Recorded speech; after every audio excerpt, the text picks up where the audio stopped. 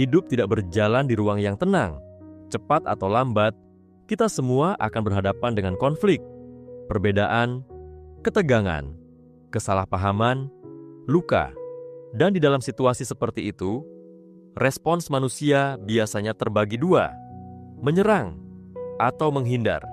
Ada yang langsung melawan, membalas, menekan, memenangkan posisi. Ada juga yang memilih diam, menarik diri, menghindari, tidak mau terlibat.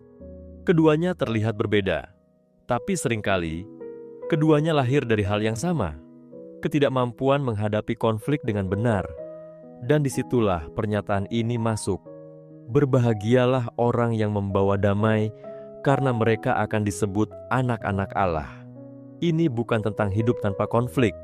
Ini tentang bagaimana kita hadir di dalam konflik. Sekarang kita masuk lebih dalam. Membawa damai bukan berarti menjaga semuanya tetap tenang. Bukan juga menghindari ketegangan.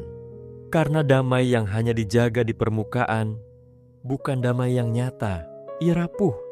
Ia bisa pecah kapan saja.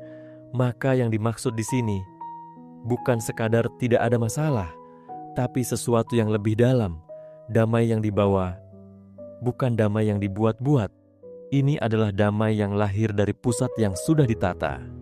Dan karena itu, ia tidak takut masuk ke situasi yang sulit. Sekarang perhatikan ini.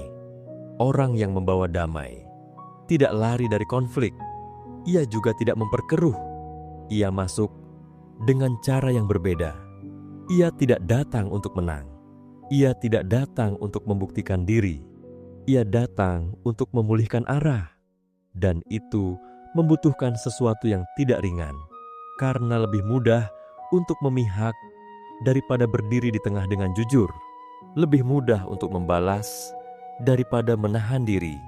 Lebih mudah untuk diam daripada terlibat dengan risiko. Tapi pembawa damai tidak memilih jalan yang mudah. Ia memilih jalan yang benar. Sekarang kita lihat lebih dalam lagi. Damai yang dibawa di sini tidak memisahkan kebenaran dari relasi. Ia tidak mengorbankan kebenaran demi kenyamanan, tapi juga tidak menggunakan kebenaran untuk melukai. Ia memegang keduanya, dan itu jarang. Karena banyak orang cenderung memilih salah satu. Ada yang keras atas nama kebenaran, ada yang lunak tanpa arah demi damai. Tapi yang dimaksud di sini, berdiri di tempat yang berbeda, tempat di mana kebenaran tetap dijaga dan manusia tetap dilihat. Sekarang kita sampai pada bagian ini. Mereka akan disebut anak-anak Allah. Ini bukan soal gelar, ini tentang kemiripan. Anak mencerminkan siapa bapaknya. Dan ketika seseorang membawa damai, ia sedang mencerminkan sesuatu yang lebih besar dari dirinya.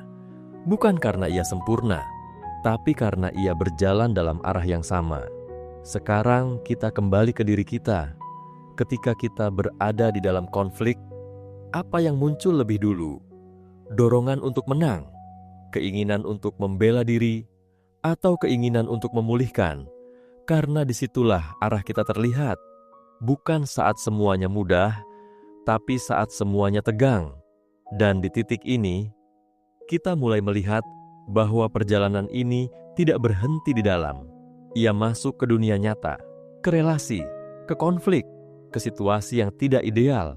Dan di sana, apa yang ada di dalam kita menjadi terlihat, teruji bukan oleh teori, tapi oleh pilihan yang kita ambil di momen paling sulit. Disitulah damai menjadi nyata, bukan sekadar konsep, tapi tindakan yang berani, jujur, dan penuh kasih.